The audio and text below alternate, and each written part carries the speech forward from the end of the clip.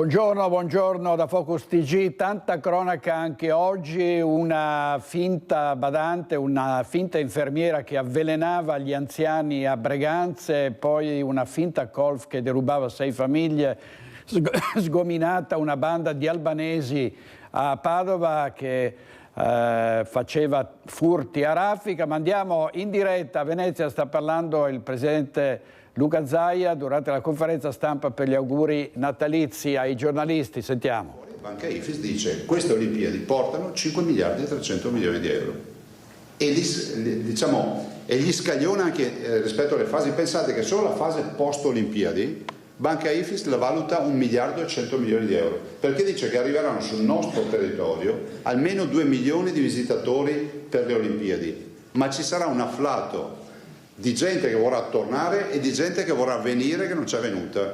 Quindi fondamentalmente un po', come si può dire, è un po' un fenomeno che noi abbiamo già conosciuto, ma in un altro mondo che era quello analogico. 1956, le Olimpiadi 70 anni prima, che comunque avevano dato, come si dice, splendore a Cortina. Cortina, basterebbe andarci oggi e capire cosa sta accadendo a Cortina rispetto a cantieri, voglia di fare, grandi gruppi che arrivano. Guardate, quando io ho pensato a questa candidatura avevo tutti i giorni qualcuno che mi diceva che i Dolomiti stavano spopolando, che Cortina ormai non era più, era diventata, diciamo, adesso non si può più dire vecchia signora, bisogna dire un'altra roba per il politically correct, era un po' âgé, ecco, così non si offende nessuno, ed era, come si può dire, a Cortina non aveva più attrattività per gli investimenti. Oggi tutti i grandi gruppi ci sono e penso che Cortina ne uscirà dalle Olimpiadi veramente vincente. Abbiamo già le date, ve le lascio in cartellina, delle convocazioni delle gare, e avremo, fra l'altro con le opere siamo assolutamente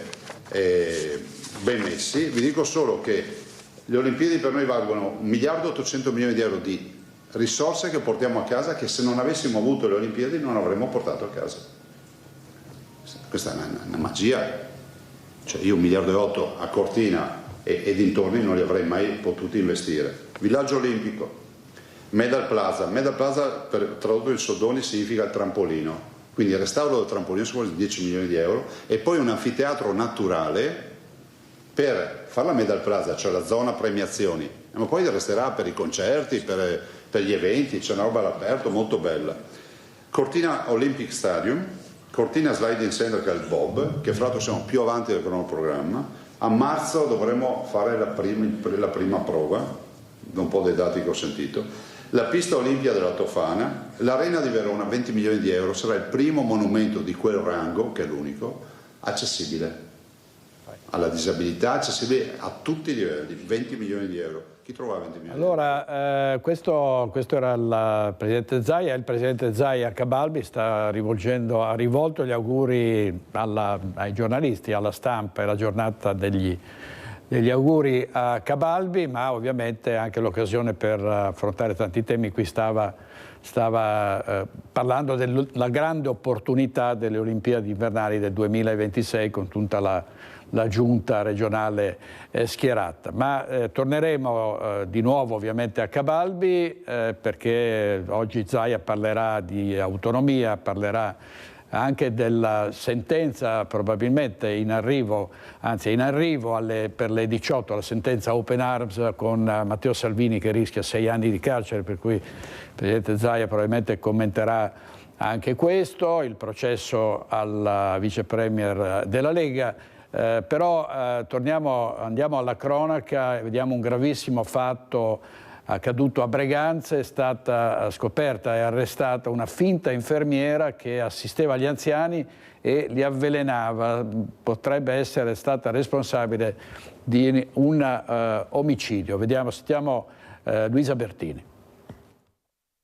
Siamo davanti al comando provinciale dei Carabinieri di Vicenza per un'importante indagine che ha portato all'arresto di una 46enne vicentina che stando alle ricostruzioni si sarebbe spacciata per operatrice sociosanitaria ed è stata arrestata e accusata di omicidio aggravato e di 4 tentati omicidi. Avrebbe prestato assistenza a diversi anziani del Vicentino Vicentino. Tutto è partito da una denuncia avvenuta a Breganze e di questo ci parla il comandante del nucleo investigativo del Comando Provinciale di Vicenza, il maggiore Filippo Cini. L'attività di indagine è cominciata nel marzo del 2024, allorquando alla stazione Carabinieri di Breganze la figlia di un'anziana signora morta pochi giorni prima ha voluto esporre ai carabinieri del luogo delle circostanze anomale che aveva vissuto quando la madre 81enne era assistita domiciliarmente dall'arrestata. I carabinieri hanno fatto i loro accertamenti e successivamente hanno inviato una CNR alla Procura della Repubblica che, vista le circostanze, ha delegato il nucleo investigativo di Vicenza. L'attività anche di natura tecnica ha confermato i sospetti della signora che aveva fatto la prima denuncia. In particolare la prima cosa che ci siamo accertati è che l'arrestata millantasse di essere una operatrice sociosanitaria e una infermiera professionale, cose assolutamente non vere, non è iscritta a nessun albo né tantomeno ha frequentato corsi che la autorizzavano a spacciarsi come tale. Detto questo, il modus operandi che abbiamo registrato è sempre stato lo stesso in tutti i casi. La donna si accreditava verso le famiglie o con il passaparola o con gli stessi social network, per poi carpirne la fiducia, accedere alle case e stordire gli anziani con massicce dosi di benzodiazepine. Questo lo abbiamo capito perché la sintomatologia presentata dagli anziani era alla fine sempre la stessa: grande torpore, disartria, affaticamento, incapacità di reggersi in piedi. Tutti sintomi che nulla avevano a che vedere con le patologie tipiche delle persone di quell'età, che non avevano neanche mai avuto in precedenza. Per di più stiamo anche valutando la posizione di alcune farmacie del luogo, poiché la donna è risultata essere una consumatrice accanita di sostanze benzodiazepine, arrivando a consumarne anche un flacone al giorno. E la cosa che ci è risultata anomala è stata la facilità di reperimento di questi farmaci, talvolta anche reperiti senza la prevista e obbligatoria prescrizione medica. Pertanto questo aspetto dovrà essere chiarito con le farmacie che stiamo monitorando. In alcuni casi è interessante riferire che alcuni farmaci contenenti benzodiazepine sono stati da lei ceduti ad altre persone ed è per questo che è anche accusata di cessione di sostanze stupefacenti. Sì, la refurtiva è stata recuperata perché in un caso, nello specifico in uno dei tentati omicidi di cui è accusata, si è impossessata, dopo aver stordito l'anziana, di vari ori contenuti in casa e li ha rivenduti a dei compro-oro della città berica per un valore di circa 3.000 euro. Gli ori sono stati da noi recuperati e poi riconsegnati all'avente diritto. Un omicidio, 4 tentati omicidi, una rapina aggravata, cessione di sostanze stupefacenti e autoriciclaggio per aver rivenduto ai locali compro-oro il provento di queste rapine. Più tardi ci collegheremo con Eddie Kaliman per una finta colf che ha derubato sei famiglie. Vediamo anche un titolo alla tribuna di Treviso: picchia e umilia i pazienti in casa di riposo, operatore sospeso dopo mesi di violenza. È accaduto a Vittorio Veneto. Si susseguono questi episodi di violenza soprattutto nei confronti degli anziani, che poi sono anche vittime dei truffatori di questi tempi. Torniamo invece sul terribile pestaggio dello studente quindicenne di Cittadella, che è stato picchiato da un coetaneo mandato da un suo compagno di classe che lo derideva. Parla al microfono il papà del minorenne e lancia un messaggio. Lo hanno raggiunto Valentina Visentin e con Federico Cibotto per la parte tecnica. Una storia di violenza con protagonisti ancora una volta purtroppo ragazzi molto giovani, sedicenni appena. Qui con noi c'è Julian, il papà della vittima, dell'ultima vittima di queste violenze, un ragazzo aggredito, pestato violentemente davanti agli occhi dei compagni fuori da scuola semplicemente perché aveva chiesto di non essere più preso in giro da un compagno, che però si è vendicato organizzando quella che il papà e che il video che tutti hanno visto viene definita una spedizione punitiva. Lei ha deciso di parlare anche per dare un messaggio a questi ragazzi che sempre più usano la violenza tra di loro. Sì, ho deciso di parlare anche per questo motivo qua, che così riescono a vedere tutti quanti quello che è successo e poi magari qualcuno si fa un punto di domanda. Parliamo qua dei genitori e di tutti quelli che possono intervenire, specialmente i genitori, credo, che sono in grado di dargli, non lo so, una dritta a questi ragazzi che sono incontrollabili, diciamo, a livello di istituto scolastico, ma anche fuori dalla scuola. Le botte fanno male tantissimo, ma suo figlio in questi giorni ha ancora tanta paura. Sì, ovviamente che ha tanta paura. Mio figlio da tutto quello che è successo, e soprattutto il ragazzo che l'ha picchiato continua a messaggiare, come che anche ieri sera le ha mandato un messaggio a chiedergli chi di noi è stato a pubblicare sul giornale tutto quello che è successo, se è stato lui o se sono stato io. Che io dico, continuo a dire che queste qua sono provocazioni e sono minacciate, li considero minacciate, che adesso li riferiamo anche ai carabinieri, li ha già fatto penso la mia moglie. Tengo a dirvi che mio figlio, oltre che ha subito tutti quelle botte là, è stato operato a luglio di una forma di sindrome Poland a Genova, un intervento molto pesante che i dottori l'hanno dovuto aprire con 3 tagli, uno frontale sul torace e 2 laterali di 17 cm, a infilargli 2 barre metalliche, che quindi lui adesso è un portatore di 2 barre metalliche che era in fase ancora di recupero. E dopo tutto quello che è successo non credo che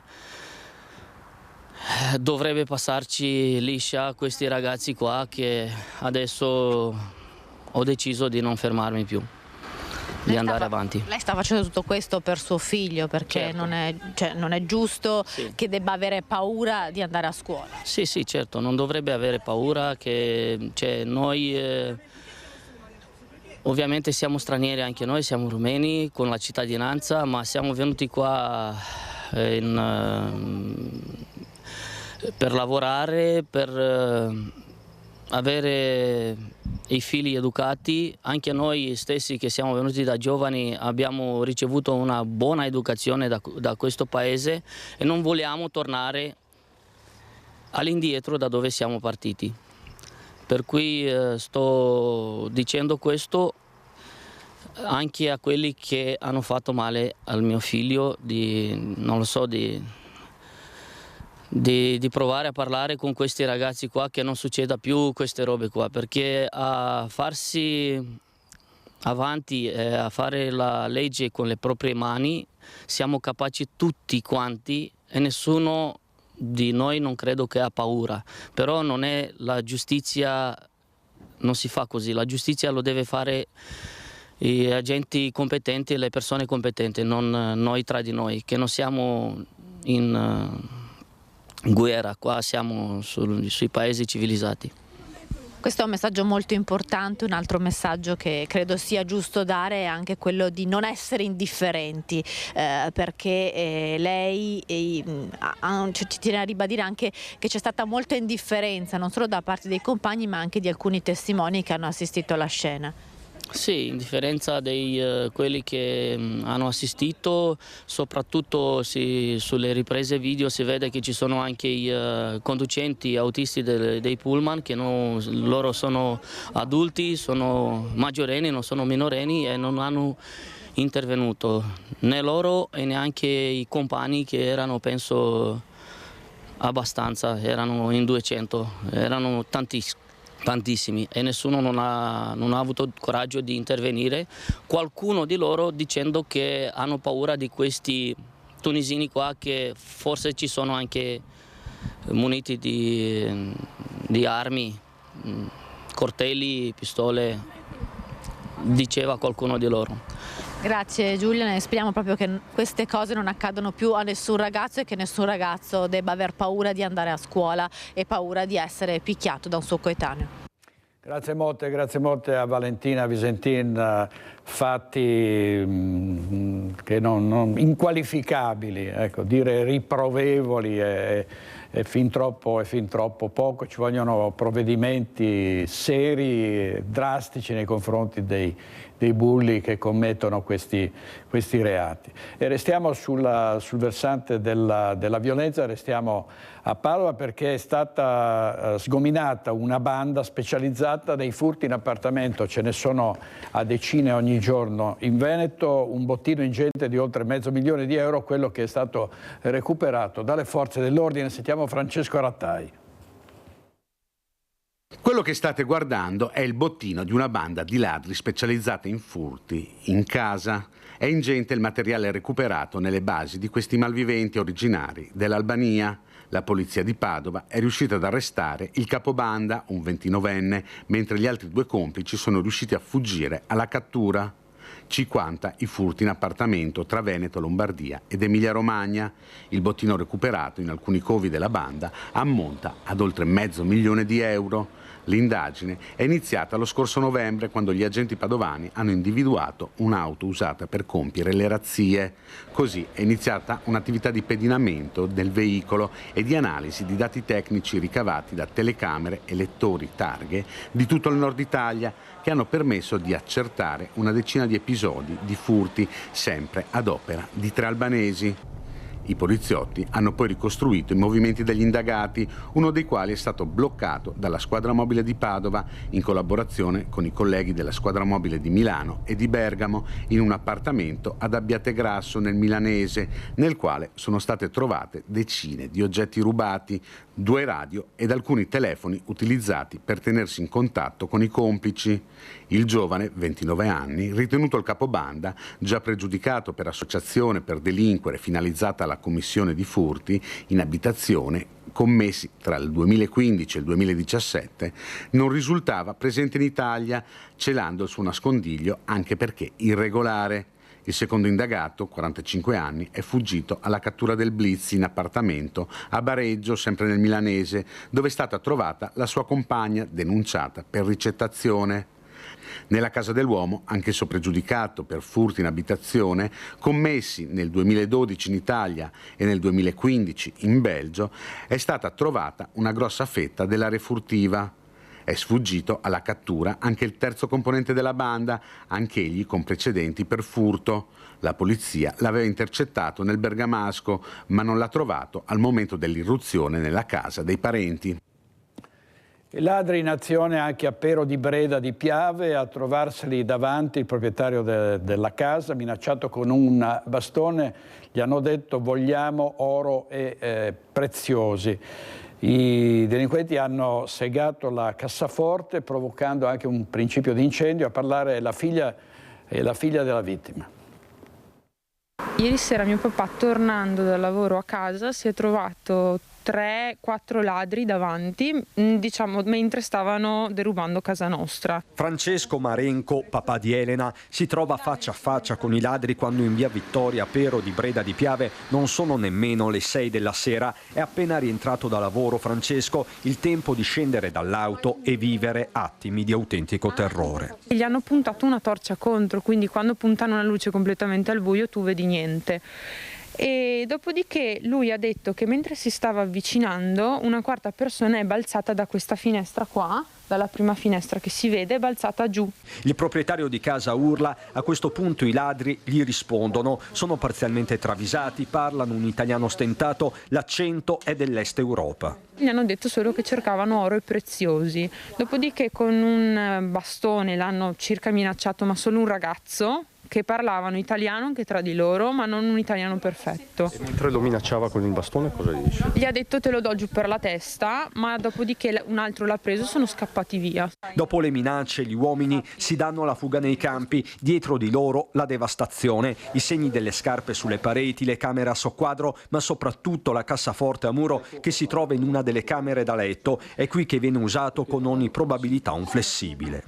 Loro hanno segato questa cassetta e ci sono in principio di incendio sulle coperte sottostante perché il letto era sotto e l'hanno tagliata proprio a metà, ma dentro non c'era assolutamente nulla.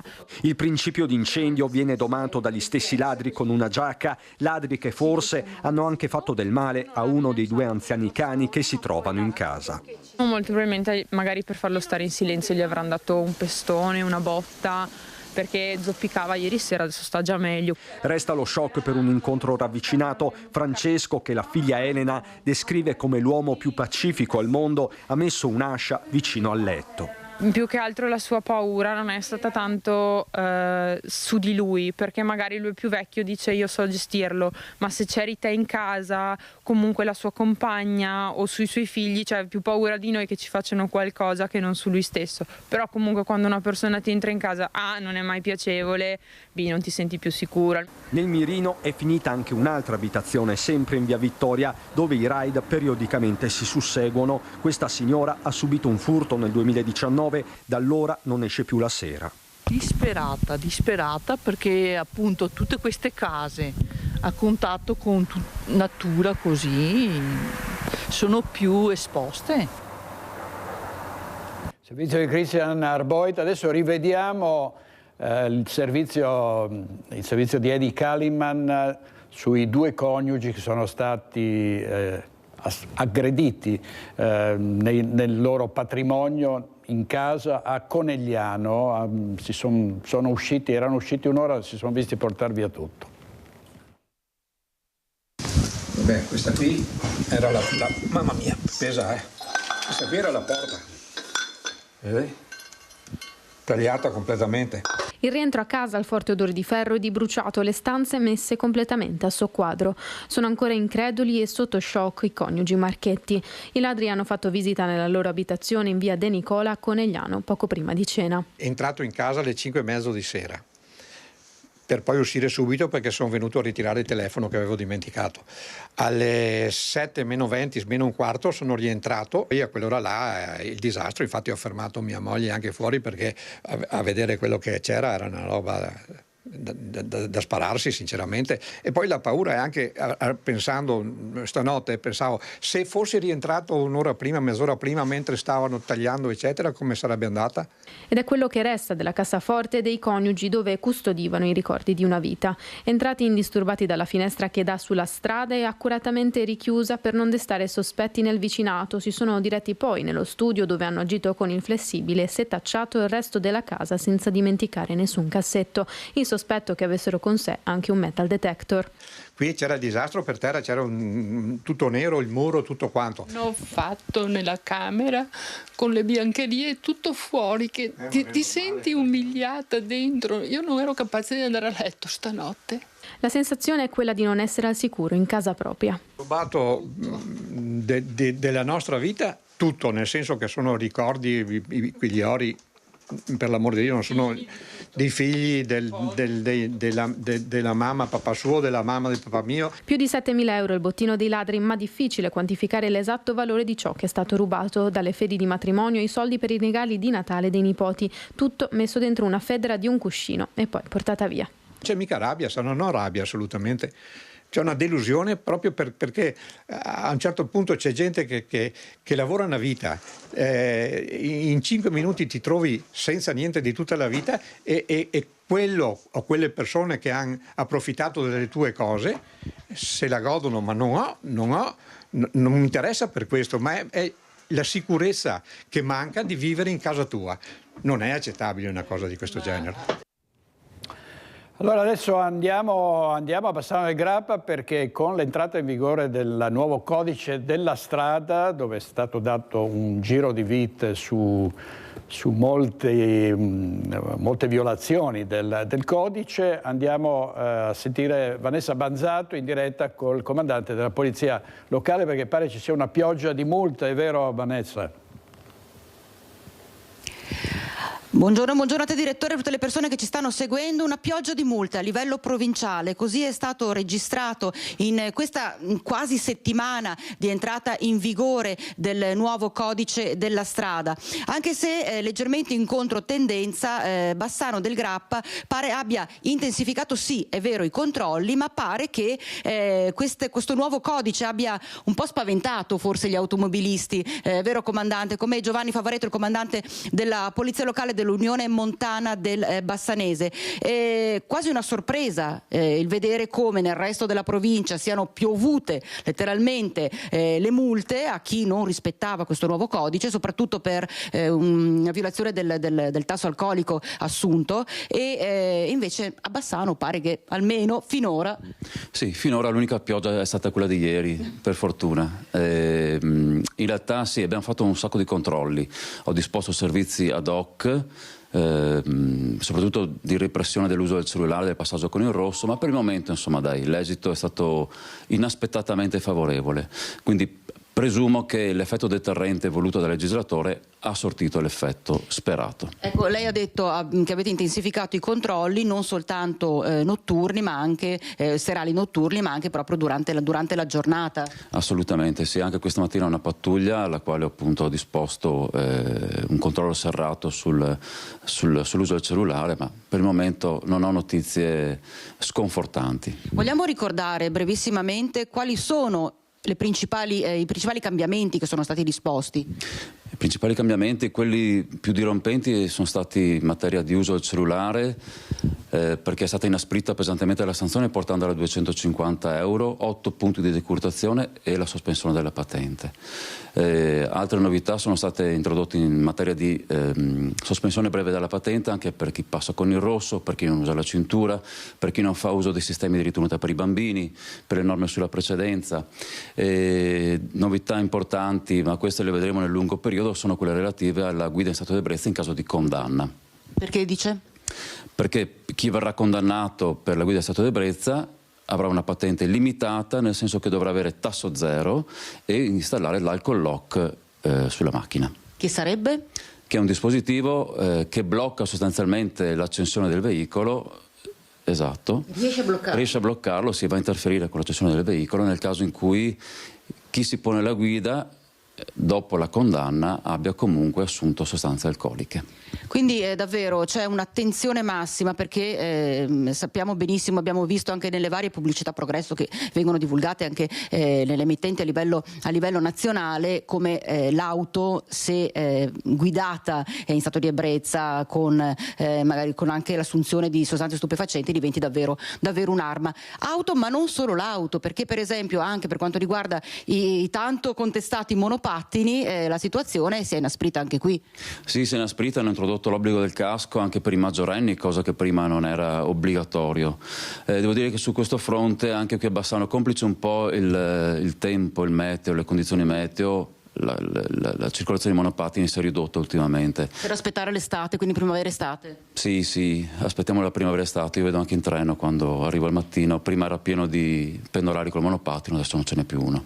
La speranza, si diceva fuori dalla telecamera, fuori dal microfono, è che tutta questa attenzione degli automobilisti a mettersi alla guida appunto in condizioni perfette non valga soltanto i primi mesi perché c'è lo spauracchio, ma davvero venga presa in considerazione da qui a sempre. Sì, la sicurezza stradale è un bene primario per tutti i cittadini e tutti gli automobilisti. Ricordo quando fu introdotto il punteggio sulla patente, all'inizio erano tutti preoccupati, poi mano a mano che passava il tempo si è affievolito sempre più la preoccupazione.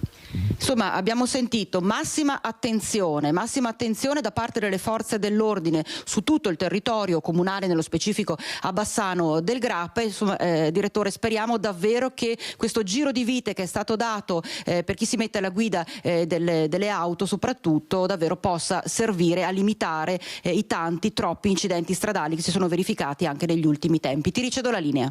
Grazie Vanessa Banzato, il comandante della Polizia Locale di Bassano del Grappa. Adesso andiamo al comando dei Carabinieri di Treviso, perché abbiamo parlato poco fa dei predoni che arrivano dall'est per derubare, svuotare le abitazioni, ma ci sono anche persone che approfittano dell'ingenuità degli anziani e delle famiglie che assumono una colf non sapendo che la colf è una finta colf. Andiamo in diretta da Edi Kaliman. Esatto, direttore, buongiorno, e anche ai telespettatori. Siamo in compagnia del tenente colonnello Stefano Mazzanti. Grazie per essere in nostra compagnia. Un'operazione dei Carabinieri Vedelago e Castelfranco Veneto che hanno indagato su questa persona, una 44enne trevigiana originaria di Vedelago, che appunto, come dicevi tu, direttore, si fingeva una colf con degli annunci su Facebook per approfittare anche della benevolenza delle famiglie, della fiducia delle famiglie, per rubare in casa. Sì, allora tutto è cominciato con appunto questa, possiamo dire, catena di furti, questa coincidenza in queste famiglie dove venivano registrati degli ammanchi di preziosi soprattutto.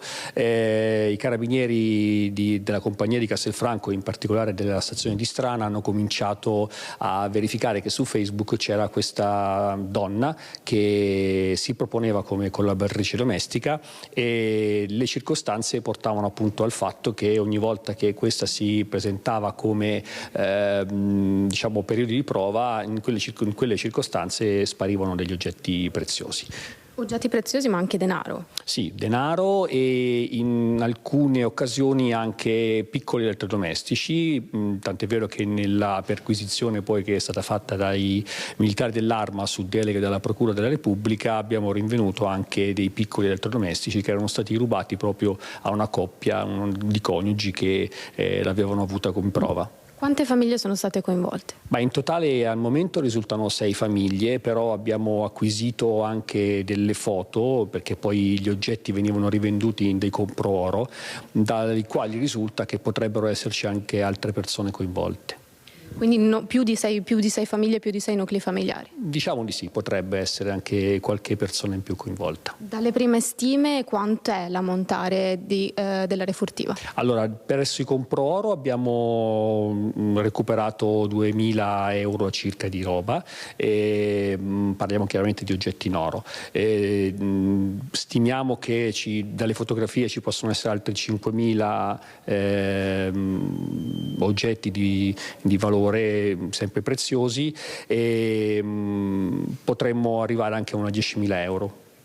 E la donna attualmente è stata denunciata, ci diceva? La donna è stata denunciata in stato di libertà per i reati di ricettazione e per il furto, e è stato aggiunto anche il reato di minaccia, perché in un'occasione una delle persone presso la quale si era recata a fare il suo servizio aveva scoperto, quindi l'aveva chiamata e lei l'aveva minacciata per non farsi denunciare.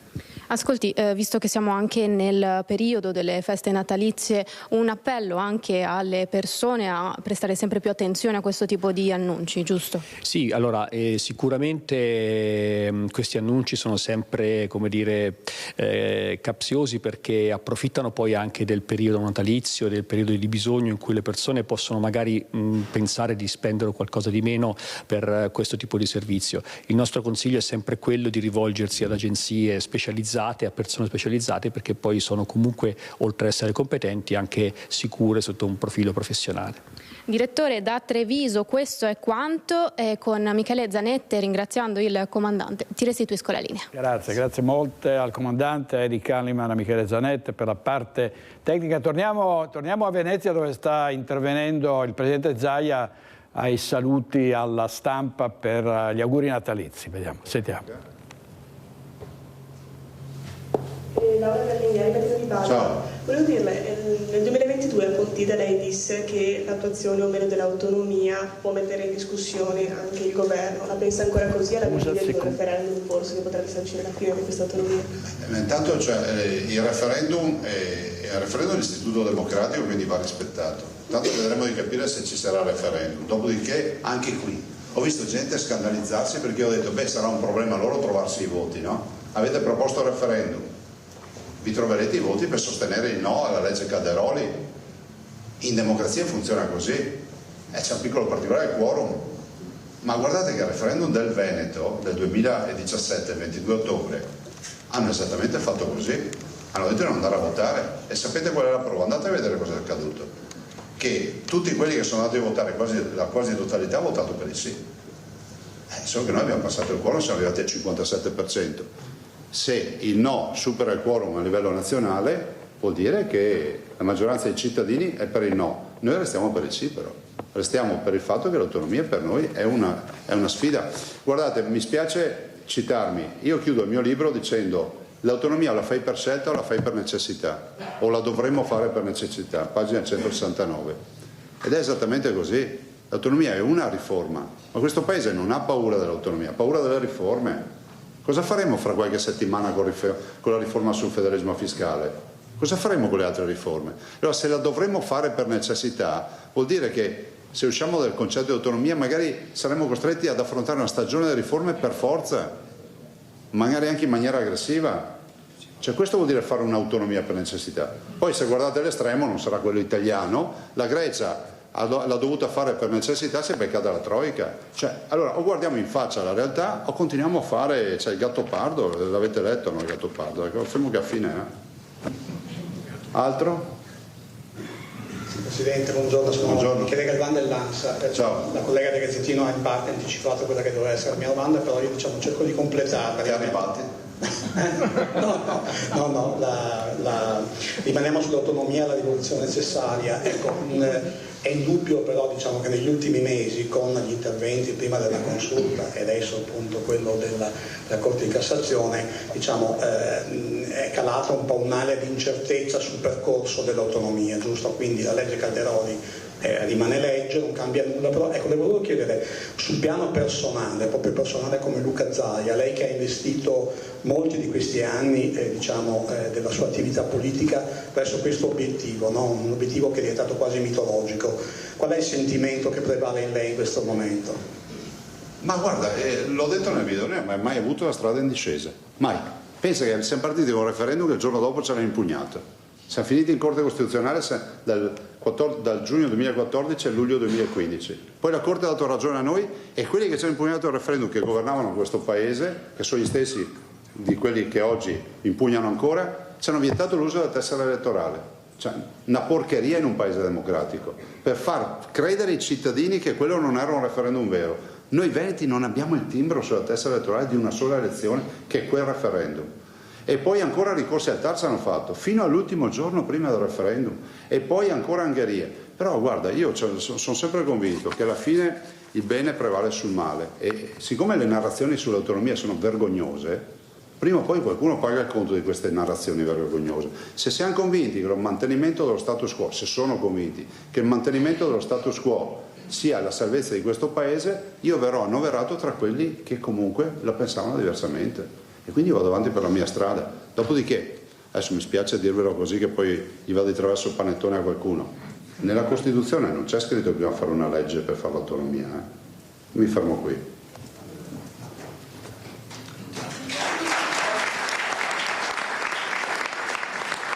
Altro? Chiudiamo? Prego. Ciao. Visto che quest'anno la manovra dell'IRAP è stata necessaria per far quadrare i conti pubblici, se le elezioni dovessero slittare primavera 2026, lei sarebbe aperto ideologicamente a valutare anche l'IRPEF se dovesse essere necessario il prossimo anno? Ma guarda, noi fino ad oggi non abbiamo mai valutato l'IRPEF. Dopodiché ti dico una cosa, che finché si riesce a chiudere un bilancio come accade nelle aziende, si chiude come come bene che sia da chiudere senza tassazione, cioè questo lo ripeto, cioè ma non è un puntiglio, cioè, guarda, c'è stato offerto un dibattito che è sembrato quasi un test, no? Uno stress test sull'IRPEF, è nato forse un anno e mezzo fa, è venuta fuori la rivoluzione, cioè giustamente quando parli di IRAP dico ma era meglio mettere l'IRPEF, quando ha dibattuto sull'IRPEF ha detto che è meglio pensare ad altre formule, c'è il bilancio di questa regione, sta in piedi, continuiamo a investire, a fare un sacco di cose, il PNRR fra l'altro ci dà un sacco di risorse e andiamo avanti. Guardate, se andate a vedere solo l'edilizia ospedaliera nei dati che vi diamo, è da paura quanti investimenti stiamo facendo. Altro? Fine? Chiuso. Grazie. Allora io adesso vorrei, risparmiate l'applauso, perché ci sono ancora 3 robe e poi abbiamo finito, portate pazienza. Allora ci sono delle consegne di alcuni riconoscimenti e uno è a sorpresa perché non sa neanche di essere premiato e chiamerei qui al mio fianco Gian Antonio Schiaffino. Un applauso.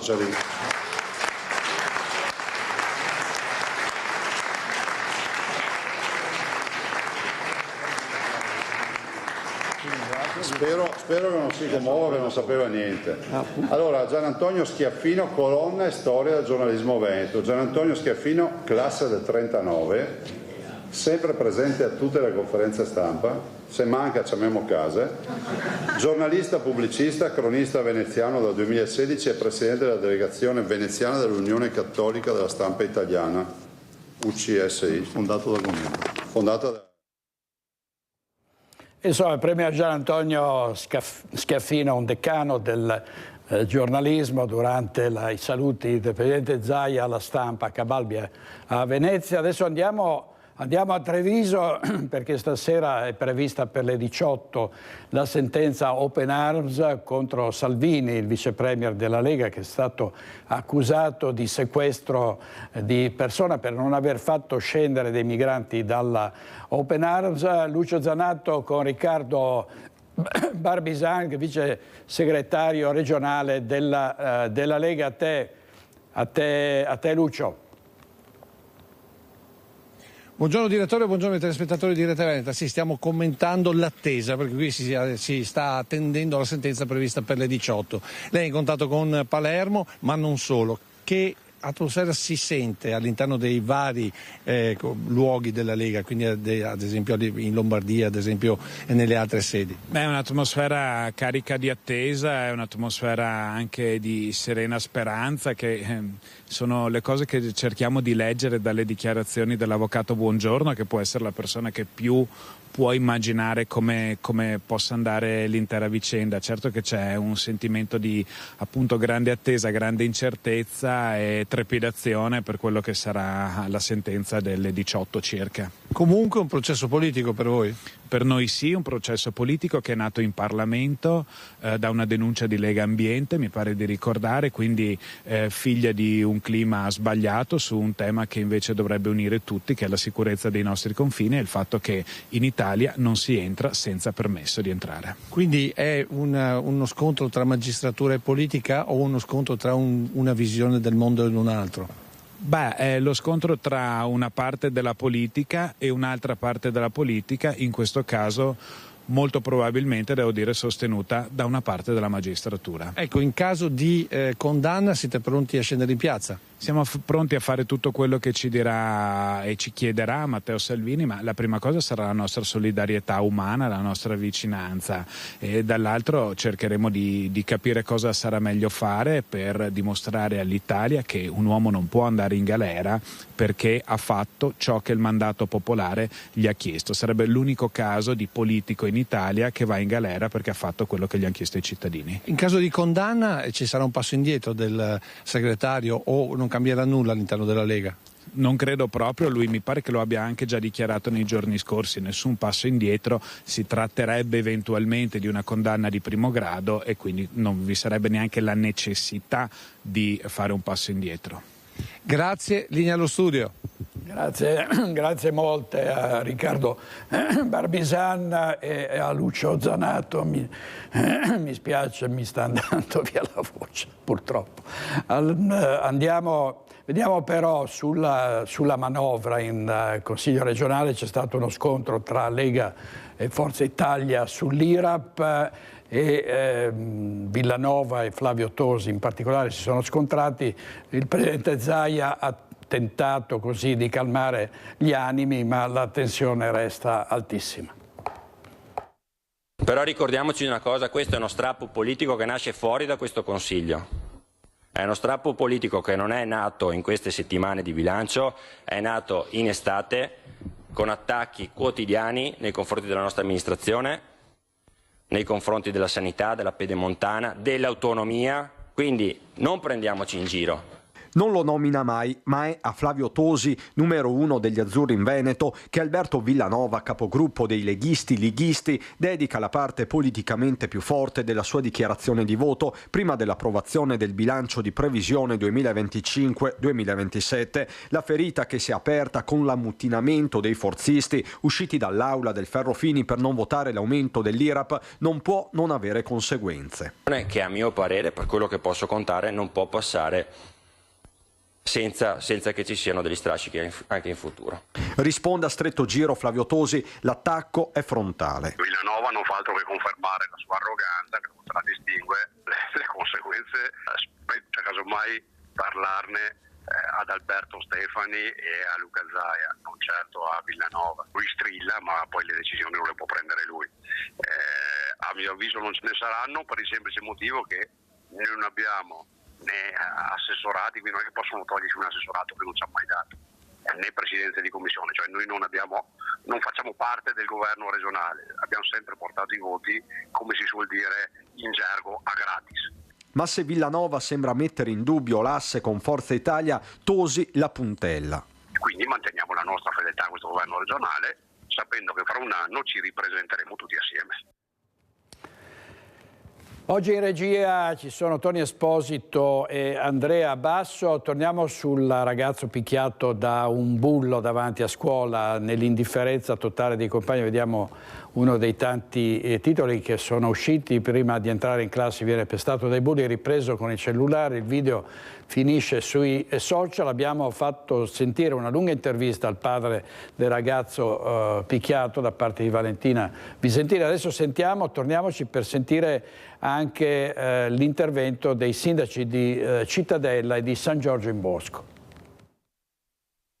Sindaco, alle nostre spalle, dove si è verificato l'episodio che ha visto coinvolti alcuni giovani in una rissa che impone una riflessione in più, sia per quello che riguarda la prevenzione, sia per quello che riguarda il tema di una maggiore sicurezza a scuola e fuori la scuola.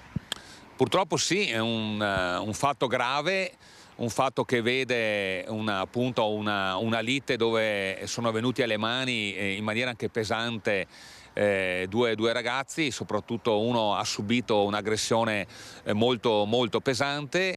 Io mi auguro che vengano presi dei provvedimenti esemplari, perché dobbiamo finirla con il buonismo.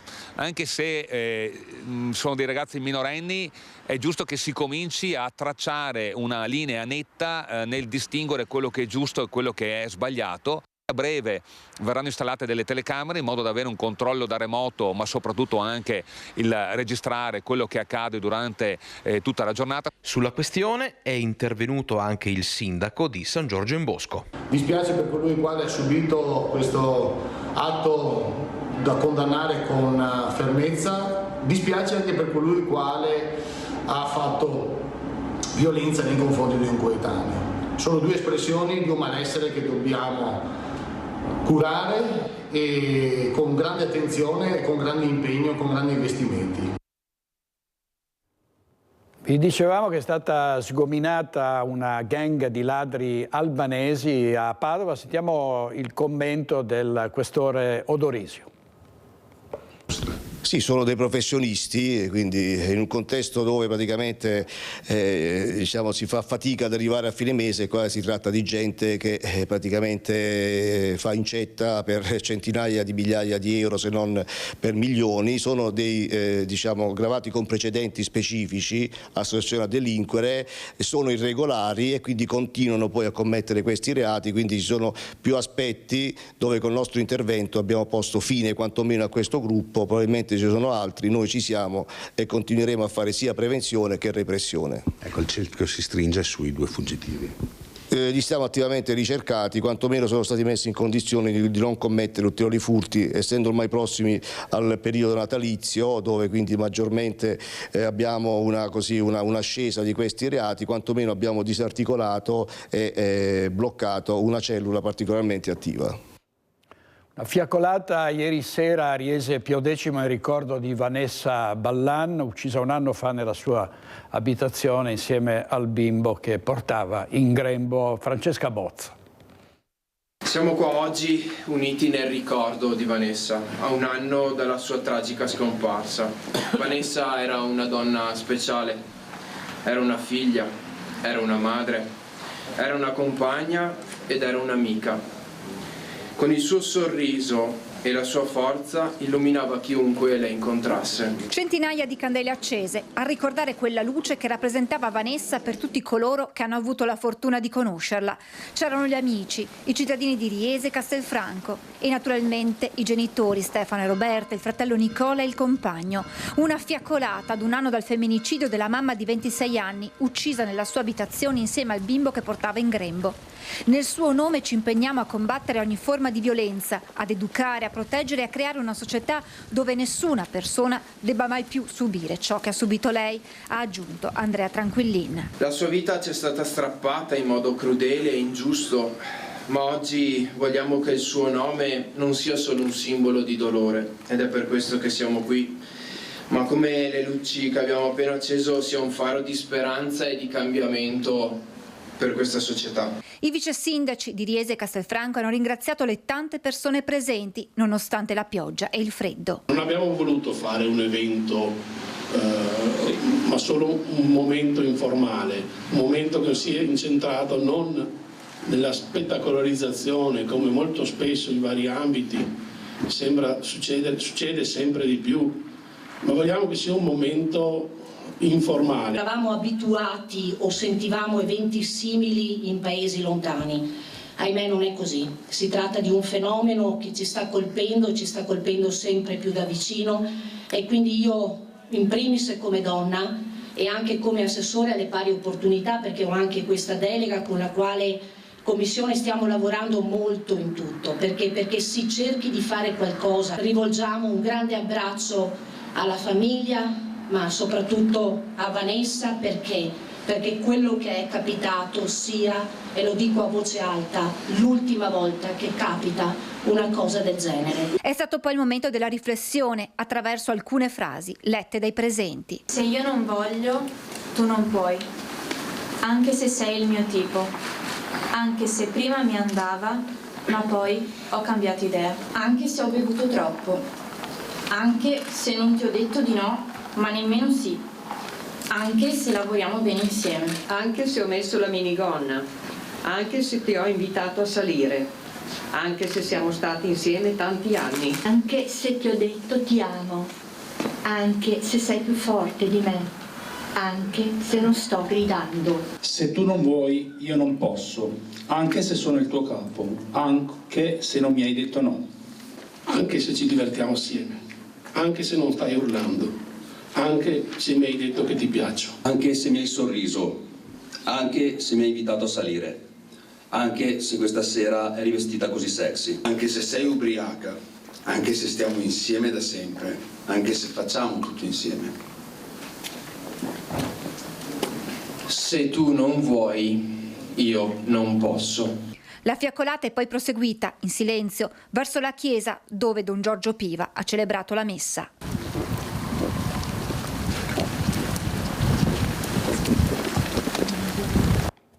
Servizio di Francesca Bozza, e si è tenuta ieri di fronte alla Corte d'Assise di Padova la prima udienza del processo per il femminicidio di Nicoleta Rotaru, la 39enne di Abano, mamma di 2 bambine, uccisa nella notte tra l'1 e il 2 agosto del 23 dal suo ex marito Eric Zorzi, 42 anni, che ne aveva poi simulato il suicidio facendola ritrovare chiusa in bagno con una cintura stretta al collo.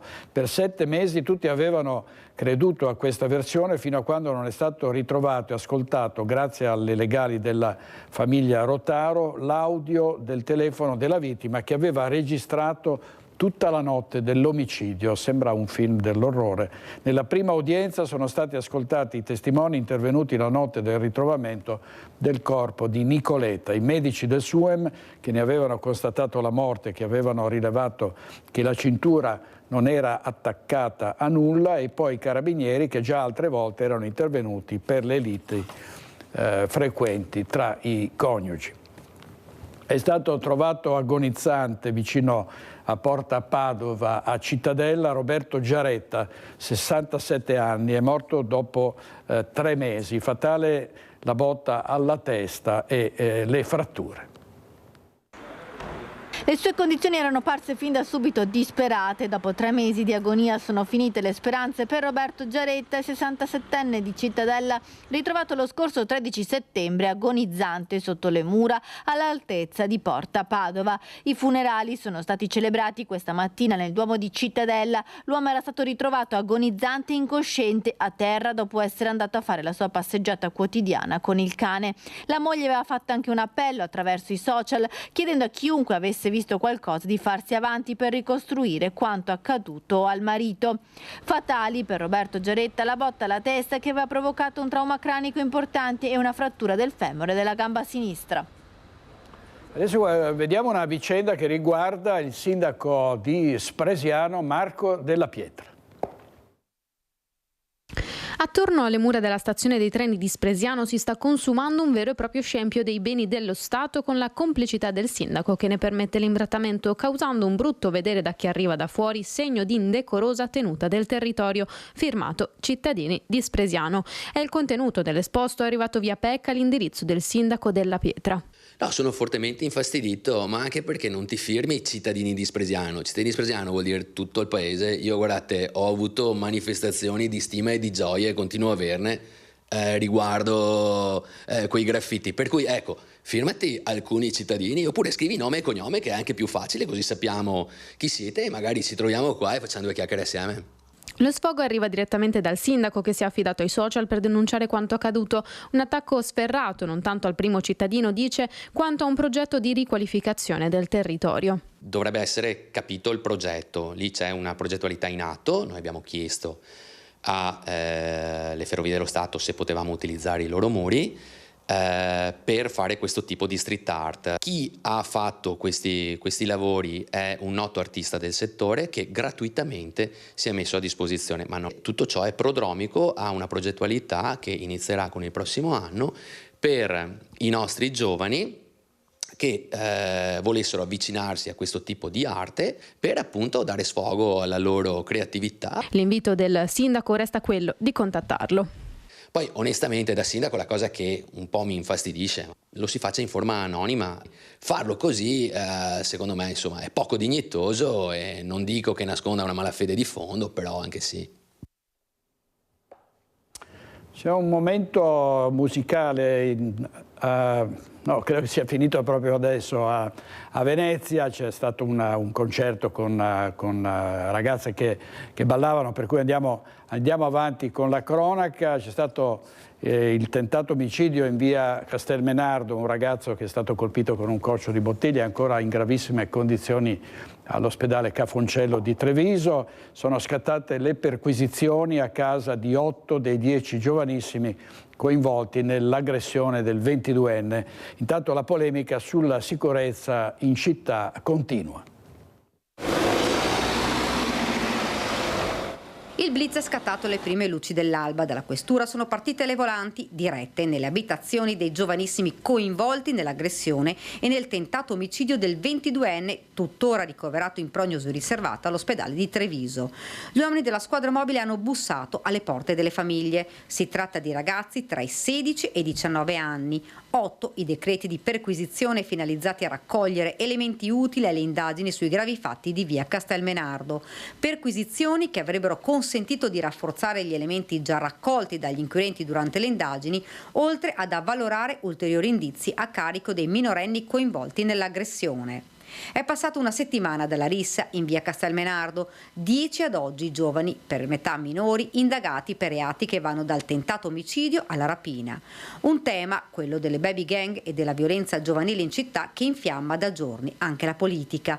E mentre lo scontro tra Fabio Crea e il sindaco Mario Conte è ancora caldo, ora scoppia una nuova polemica. La troupe di Fuori dal Coro, trasmissione di Rete 4, entra a gambe tese nel dibattito con un reportage nel quale alcuni giovanissimi raccontano di come alcuni ragazzi girino con pistole o altre armi e che si possa ottenere un porto d'armi fasullo. Un taglio che manda su tutte le furie Conte, servizio sensazionalistico che non rappresenta la città di Treviso e che danneggia l'intera comunità, tuona il primo cittadino. È mia intenzione sottoporlo alle autorità competenti per effettuare tutte le verifiche del caso sui contenuti e sulle dichiarazioni. Insomma, c'è aria di denunce che a quanto pare non spaventano il titolare della trasmissione che con un post contrattacca. Dunque a Treviso un ragazzo va in coma per una rissa, andiamo a fare un servizio e assistiamo in diretta ad un'altra rissa con sangue e feriti, ed il problema è il servizio e non la sicurezza in città? Caro sindaco, la credevo più serio, invece è diventato un politico della peggior specie. Servizio di Daniela Sizia, torniamo in diretta a Cabalbi a Venezia perché i giornalisti hanno circondato il presidente Zaia, sentiamo le sue dichiarazioni. C'è la possibilità di indire referendum, di chiedere referendum, ma c'è anche quella di opporsi ai referendum e quindi noi ci presenteremo serenamente a portare le nostre ragioni, poi la Corte deciderà. Sotto l'albero. Uno alla volta però. Ha chiuso la conferenza stampa con una frase un po' sibillina che in qualche modo si rifà alla Costituzione. Ma sì, è assodato che per fare l'autonomia non è che ci vuole una legge, la legge è stata fatta per un atto a mio avviso giusto, corretto, di responsabilità e di rispetto nei confronti del Parlamento, ma in Costituzione non c'è scritto che ci vuole una legge attuativa, per cui vedremo il da farsi successivamente. Per chi percorre la pedemontana c'è un regalo sotto l'albero di fatto, questa è una notizia. Ma lo annuncerò nei dettagli il 30 di dicembre, quindi il lunedì prossimo. Lo annuncerò nei dettagli il 30 dicembre, lunedì 30 dicembre, visto considerato che stiamo ancora facendo dei conti, ma posso garantire che è un bel progetto, dà un sacco di risparmio al traffico locale, soprattutto non sarà laborioso accedere a questo risparmio perché comunque non serve fare nulla. Obiettivi per il 2025? Beh, l'autonomia, un sacco di opere che dobbiamo realizzare, soprattutto edilizia ospedaliera, le Olimpiadi, perché il 2025 è l'anno delle Olimpiadi e ricordo che alle Olimpiadi portiamo a casa quasi 1,8 miliardi di opere che altrimenti non avremmo mai avuto, 3 miliardi e mezzo di cittadini del mondo che ci vedranno e soprattutto ricordiamolo fino in fondo che poi ci sarà un abbrivio post Olimpiadi che è unico, che non è misurabile. Invece sulla pista da bob è fiduciosa? La pista da bob è più avanti del cronoprogramma, per cui assolutamente la pista da bob ci sarà, sono già fissate anche le date, se non ricordo male inizieranno l'8 di febbraio, se non ricordo male le gare in pista da bob, per bob, skeleton e slittino. Il 2025 nasce anche con una maggioranza che un po' scricchiola, Forza Italia che sta prendendo delle strade alternative forse anche in vista delle elezioni. No, guardi, noi confermiamo la nostra alleanza che è solida e portiamo avanti ormai da anni, da una vita nel centrodestra e quindi siamo avanti a amministrare, lo siamo a livello nazionale, lo saremo anche a livello regionale, a livello locale, dopodiché turbolenze in volo ce ne sono sempre, è importante arrivare sempre all'aeroporto nella destinazione. Presidente, l'attualità ci costringe... penso che sia impallato dal microfono. Sì, un pochino. L'attualità ci costringe a fare un salto a Palermo. La sentenza per il processo a Palermo del ministro che vede imputato il ministro Matteo Salvini, che cosa potrà succedere secondo lei nel caso di un verdetto negativo? Io ho massimo rispetto della Corte, quindi esprimerò le mie considerazioni dopo la sentenza. Dico anche però che oggettivamente il ministro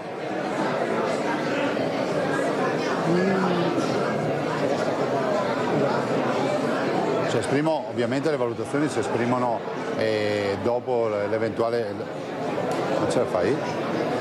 Le valutazioni le facciamo con la sentenza, dico però che il Ministro ha fatto il suo dovere, ha fatto il suo mestiere, penso che le carte parlino da sé sul suo operato che è assolutamente in linea, diciamo, con la legge. Dopodiché nel massimo rispetto della Corte vedremo cosa accadrà, ma penso che il Ministro abbia assolutamente operato nel bene del Paese. Per il governo, diciamo... Ma no, ma assolutamente no. Turismo in crescita e produzione in calo, l'ha detto Carraro recentemente. Produzione in calo in Veneto. Non c'è il rischio che il turismo... No, il turismo continua a crescere, dopodiché il turismo è sostenuto anche dall'aspetto che il 66% dei turisti in Veneto sono stranieri. Dall'altro devo anche dire che la quota di turismo domestico è importante, si continua a crescere anche in qualità, e dall'altro devo dire che stiamo attraversando un periodo di congiuntura negativa come ne abbiamo attraversati tanti, dopodiché dopo la pioggia viene sempre sereno.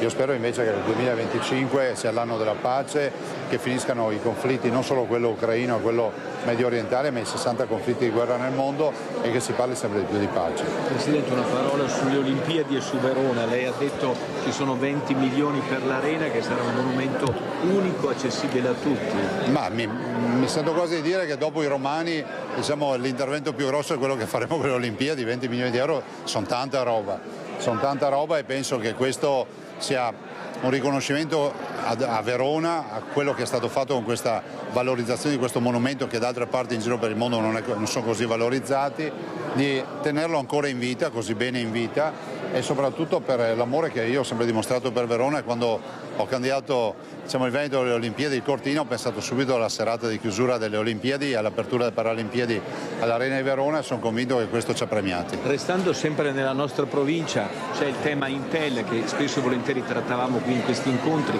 Lei dice che quest'area comunque c'è, Nigasio è pronta eventualmente ad ospitare che cosa, Presidente? Ma guardi, noi il dossier, che è un dossier cospicuo, importante, lo presentiamo nei contest internazionali, e dove c'è movimento c'è possibilità di attrarre investimenti. Noi pensiamo a qualcosa di molto tecnologico, ovviamente non inquinante, che possa dar vita a un distretto industriale. Il mio sogno sarebbe quello di creare la seconda Silicon Valley, no? Una Silicon Valley seria, tanto è vero che il progetto Intel prevedeva un insediamento di, adesso non ricordo quanti ettari di Intel, e poi il resto era tutto dedicato a nuove start-up, a giovani, a università, a centri di ricerca, e quello deve nascere a Vigasio. Infatti il Presidente, lei ha ricordato tutte le crisi aziendali che sta seguendo la Regione quest'anno. Che cosa prevede per il 2025? Ma si prevede che continuerà purtroppo questo abbrivio negativo ancora per un po', ma poi recupereremo, è inevitabile, ce l'abbiamo sempre fatto, è sempre accaduto. Io non faccio parte di quelli che davanti a una giornata di brutto tempo dice che non tornerà più il sole torna, come è sempre tornato. Abbiamo passato dei disastri autentici nella nostra storia, pensate al Covid, cioè eravamo chiusi in casa. Pensate al crollo di Lehman Brothers 2008 che si è trascinato a una crisi fino al 2011, e poi ancora le Torri Gemelle, sono tutti cigni neri che abbiamo passato. Questo decisamente è un cignetto nero, non è così grande, ma purtroppo è galvanizzato dal fatto che ci sono i conflitti bellici che comunque incutono incertezza sui mercati. Prego? Un augurio di cuore a tutti i veneti, a tutti i miei concittadini di buon Natale, assolutamente di un Natale sereno, in famiglia, con le persone che si amano, in tranquillità, che sia anche un Natale nel quale si possa tirar fiato, perché tutti abbiamo bisogno di tirar fiato.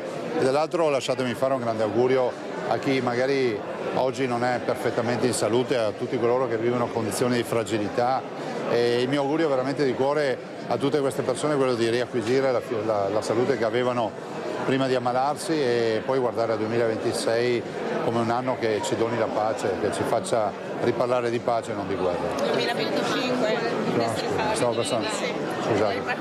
E poi un augurio per il 2025 che sia l'anno della pace, che ci faccia parlare tanto di pace, non parlare più di bollettini di guerra, di morti, di bimbi che muoiono, di donne che muoiono, di uomini che muoiono, di persone innocenti che muoiono, perché non dimentichiamolo, il contesto della guerra, come diceva Hemingway, è il contesto nel quale gli uomini peggiori mandano a morire gli uomini migliori. E quindi spero veramente che il 2025 sia l'anno della pace. Un'ultima cosa, Presidente. Allora, il Presidente Zaia, accerchiato dai giornalisti, ha fatto gli auguri a tutti i veneti. Andiamo in pubblicità con i nostri registi Tony Esposito e Andrea Basso. A tra poco, state con noi.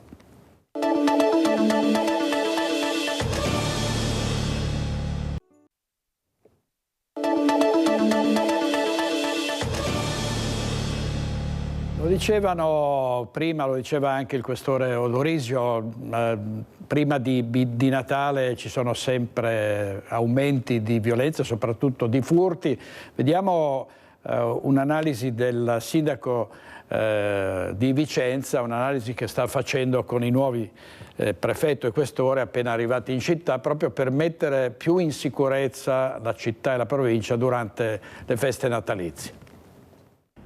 Degrado, furti, rapine, festività tra gli eccessi. Da una parte c'è una città che si muove tra negozi pieni, shopping, traffico. Dall'altra c'è la città dei disperati, di chi non ha un tetto, una casa, una famiglia. Ma c'è anche chi in questo caos se ne approfitta per svaligiare case, per commettere furti nei negozi, per derubare o rapinare cittadini inermi che diventano prede della criminalità. Volti della stessa città, Vicenza, volti diversi, a volte in contrasto, chiaroscuri della stessa provincia. Che laddove ci sono reati, questi reati vanno perseguiti con forza e con determinazione. I reati vanno perseguiti con forza e determinazione, lo dice chiaro e tondo il sindaco, proprio nella settimana segnata da un cambio importante delle istituzioni provinciali. Giacomo Possamai, come primo cittadino del capoluogo, ha l'onere di presentare Vicenza con le sue luci, ma anche con le sue ombre, al nuovo prefetto e al nuovo questore, soprattutto in un momento come questo in cui c'è una recrudescenza di furti e rapine.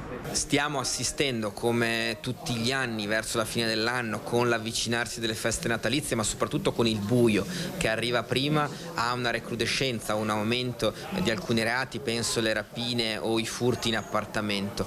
È un tema che sta toccando tantissimo la provincia di Vicenza, ma anche la città. Su questo naturalmente questura, carabinieri, polizie locali in alcune situazioni stanno aumentando il presidio, in particolare nelle ore serali. Chiaramente l'importante è che tutti seguano il più possibile le precauzioni che in queste settimane più volte sono state ricordate, dall'inserimento degli allarmi al segnalare immediatamente se ci sono situazioni sospette, perché dobbiamo aiutarci tutti quanti nella direzione giusta a difendere le nostre abitazioni e i nostri cittadini. Ci siamo confrontati, io direi che è una città, una provincia logicamente che ha degli aspetti di complessità sui quali chiaramente noi dobbiamo essere pronti e sapere quello che c'è da fare. Ci sono delle situazioni che riguardano l'ordine pubblico, la criminalità, come anche ho avuto modo di dire, su cui non possiamo minimamente pensare di abbassare la guardia.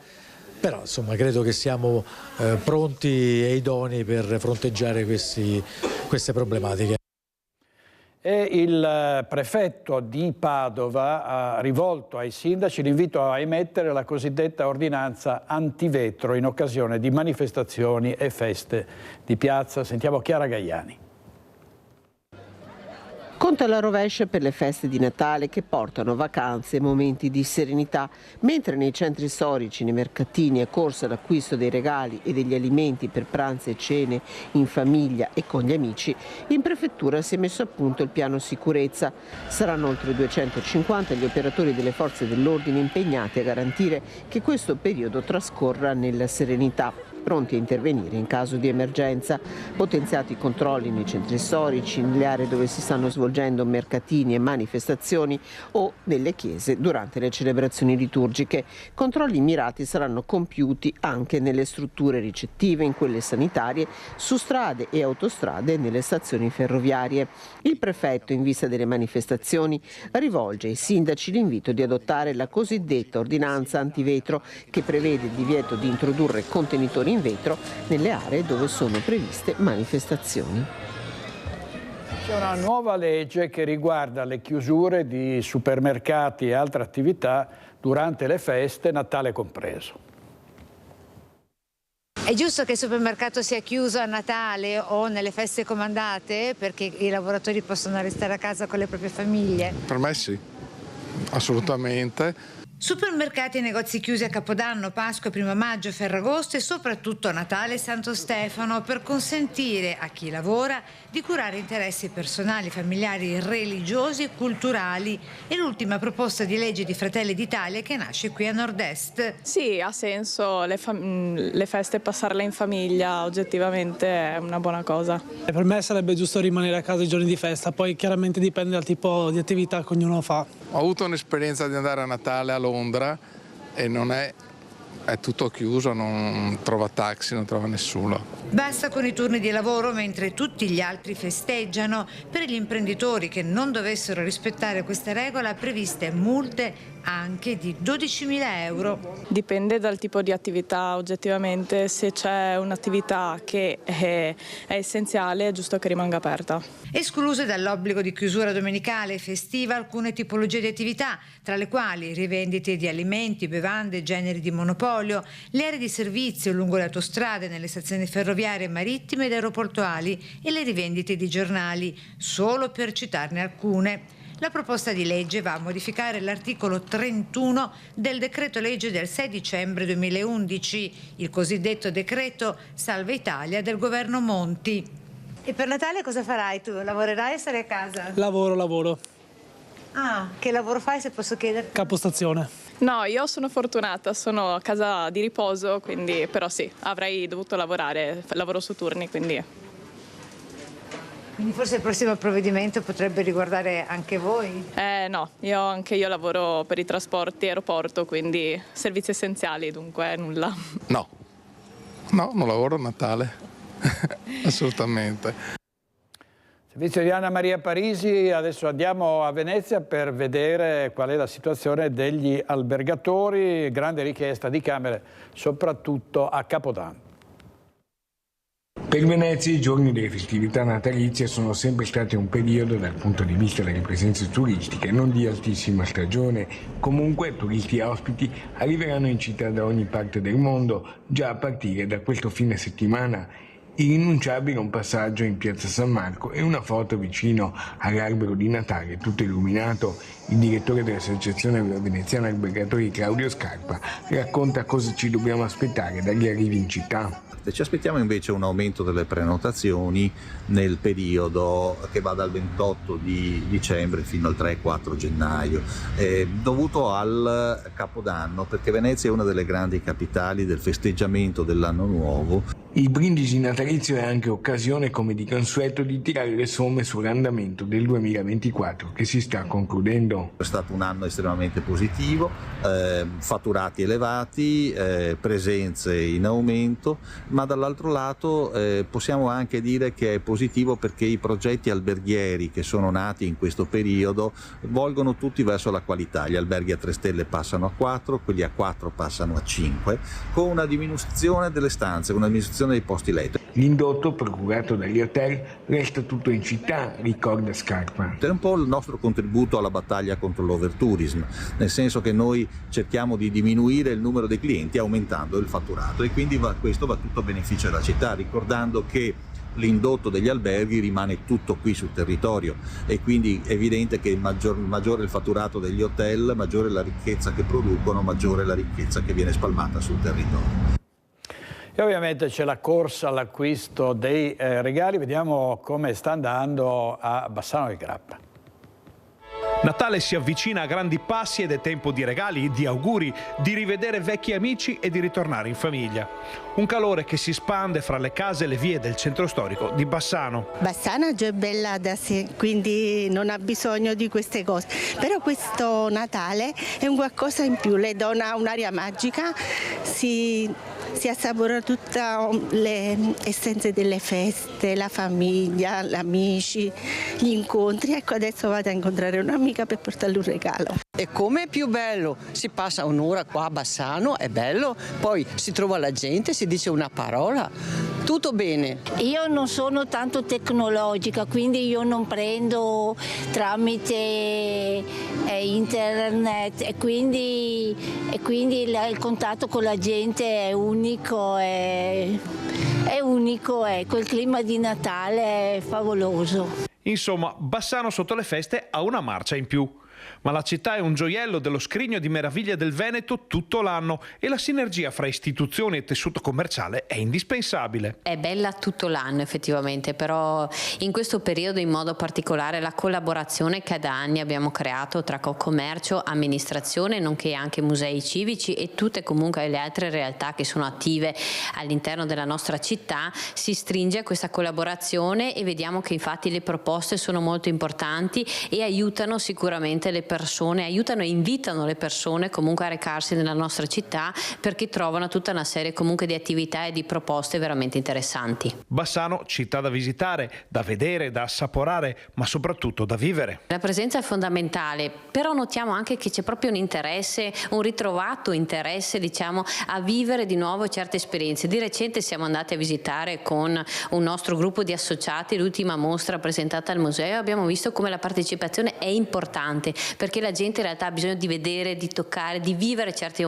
emozioni, quando invece nel mondo virtuale tutto questo è assolutamente assente. E ancora una volta si torna a parlare dei centri storici, delle botteghe cittadine, dei negozi di prossimità come una risposta alle grandi piattaforme di vendita online. Questo è un altro obiettivo che noi stiamo cercando appunto di portare avanti, proprio quello di far vivere di nuovo le persone il piacere di stare assieme, e quindi appunto quello che dicevo delle proposte che ci sono in centro consentono proprio di ritrovare una socialità così importante in questi momenti. Infatti ci sono tante attività anche per i bambini, per le famiglie, per ritrovare proprio questi valori e questi principi a noi molto cari.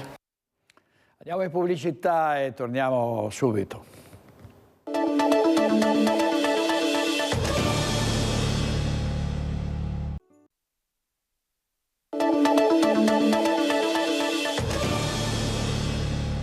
La messa celebrata dal patriarca Francesco Moraglia per i detenuti del carcere di Santa Maria Maggiore a Venezia.